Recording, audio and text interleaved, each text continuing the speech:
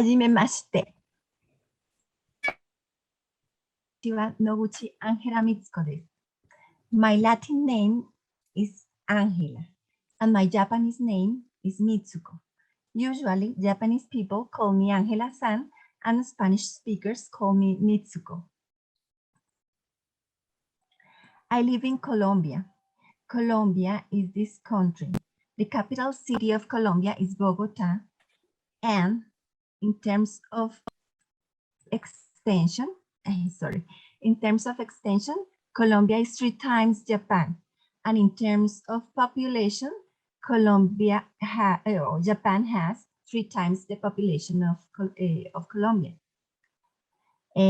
We are separated by the Pacific Ocean, and it takes more or less a day to go from Colombia to Japan by plane. And in terms of time difference, we have 14 hours of difference. So in this moment, it's more or less 8 hours in the morning for me.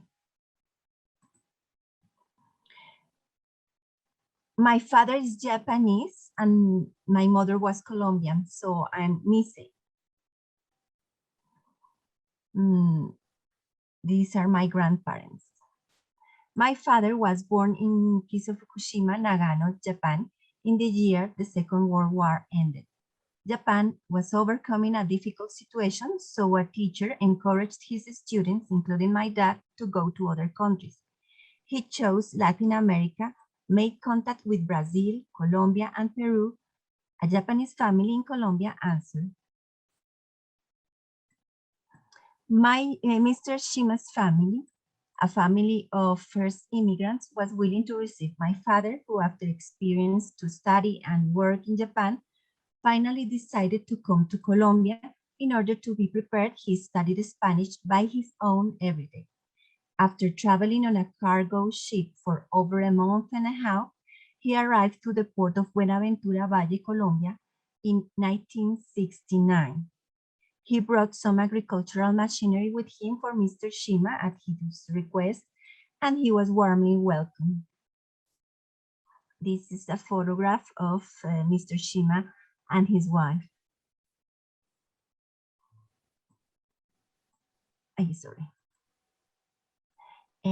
Mr. Shima's family and my mother's family were friends, so he met my mother, they fell in love and got married in 1970. It took around a year for my father to learn enough Spanish to get married. He also became Catholic. He managed to learn not only the language, but also the culture, although he always worked with Japanese partners during his whole working life. My mother was from Cali, the second city of Colombia, which is known as the city of salsa music and dancing with outgoing and party people. So it is easy to imagine the contrast between my parents. I forgot to tell you that I live in Bogota, which is the capital city of Colombia. And that's what I say, that Cali is the second city of Colombia. My parents lived together for almost 50 years. My mother passed away from pancreatic cancer almost 2 years ago. Our family was an intercultural one. The food was a mixture of both gastronomies. There were some customs of both countries. Take off shoes, eat with sticks, eat rice without oil and salt, raw egg, miso soup.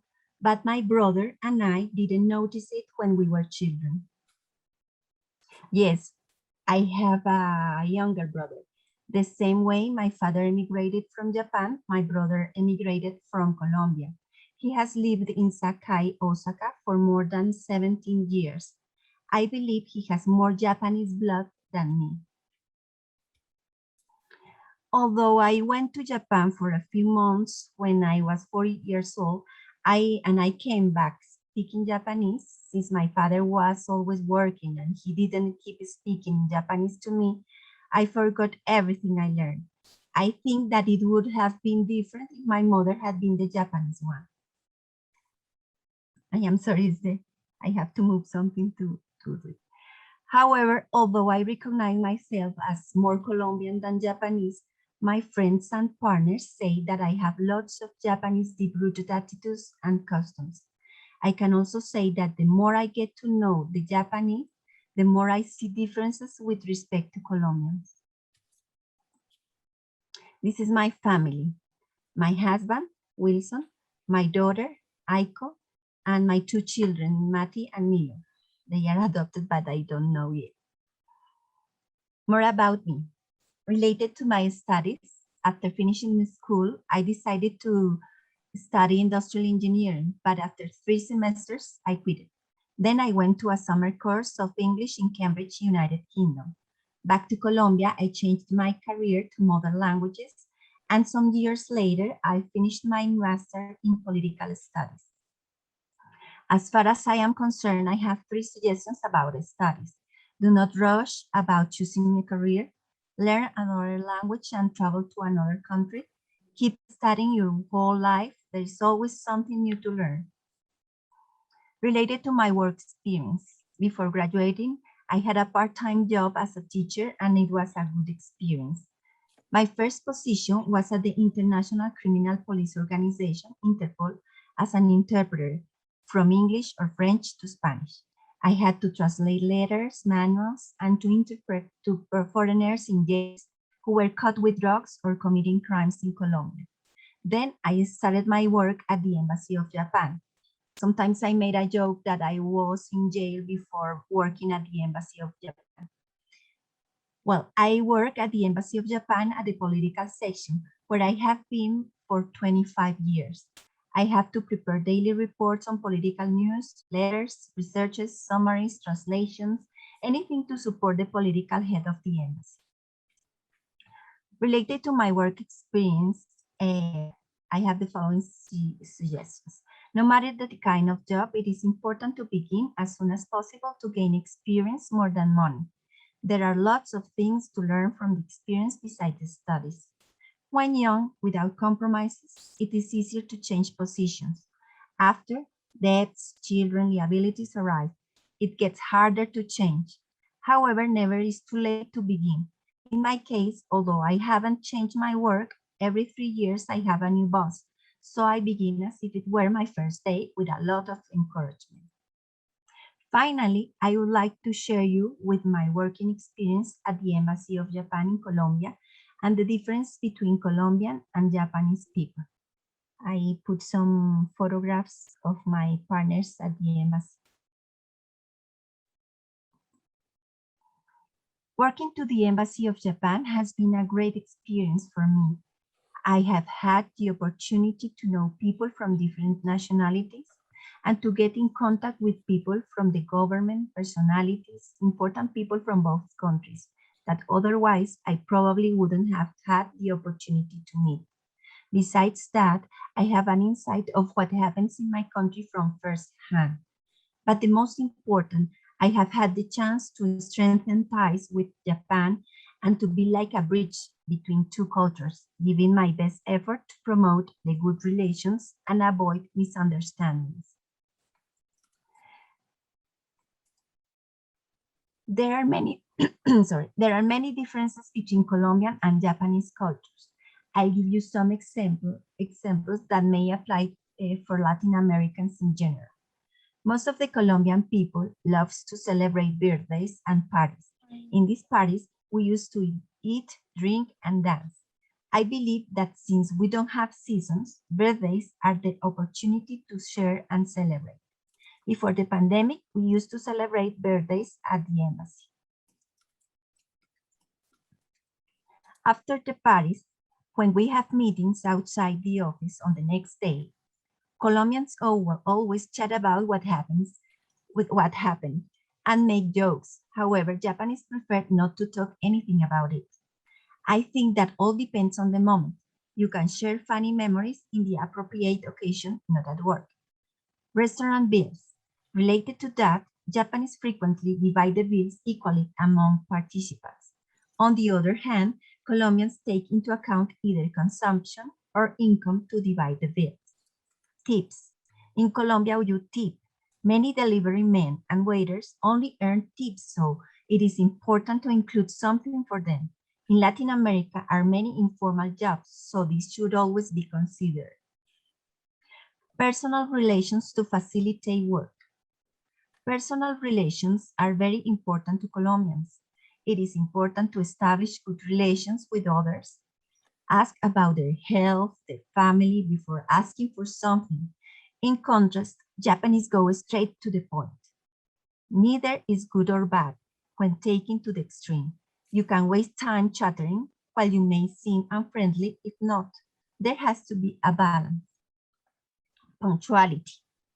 A large number of Colombians are not punctual. The transportation system is not designed to that, and sometimes it is very difficult to calculate the delay.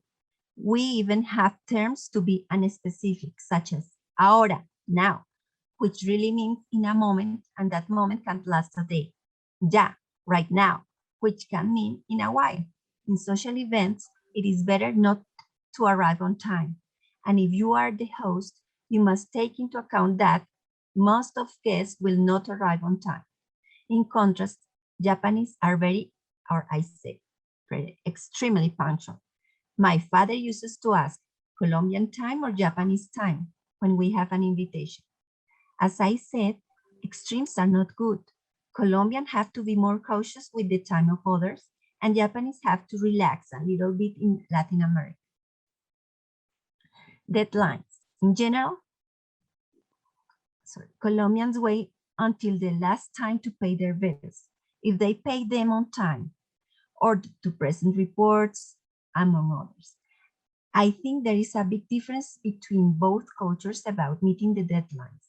For example, at the embassy, at any request, we always inform a date prior to the due date to avoid delay. I'm afraid that this happens in all Latin America, and Japanese have to be prepared to that. Pressure. Colombians don't like to be pushed. In general, the more pressure is exerted, the more reluctance is achieved. Japanese like to push, so I invent excuses to push without being noticed, such as, I would like to know if you received my mail because the computer is not working well, or I would like to know if you have my correct address because I'm waiting your answer and maybe the address I gave is not the correct, something like that. Common talk. Colombians paraphrase a lot. I mean, they get around an idea to say something. Even newspapers can tell anew as if it were a novel. The first thing I suggest my Colombian partners when they are new is not to talk a lot when reporting something, to try to be as short and concise as possible. Colombians commonly used to make jokes or use irony and sarcasm. It is very difficult for a Japanese to understand that. It requires more than a high level of knowledge of the language. So I also recommend my partners to avoid jokes and sarcasm. To the Japanese, my only suggestion is fill with patience and smile. Background. On the other hand, Japanese at work sometimes talk without giving the background or the context of their question, or sometimes they ask us to get some information without giving us the complete scenario or questions that they may have. So Colombians have to be very careful and creative to first confirm that the information given is the same as the one received, and then try to ask all the possible questions in order to not to have to make several calls or contacts and get counterparts exhausted. There are many other examples in daily life. You have a general idea with the ones given by me. Thank you for letting me share my life and thoughts.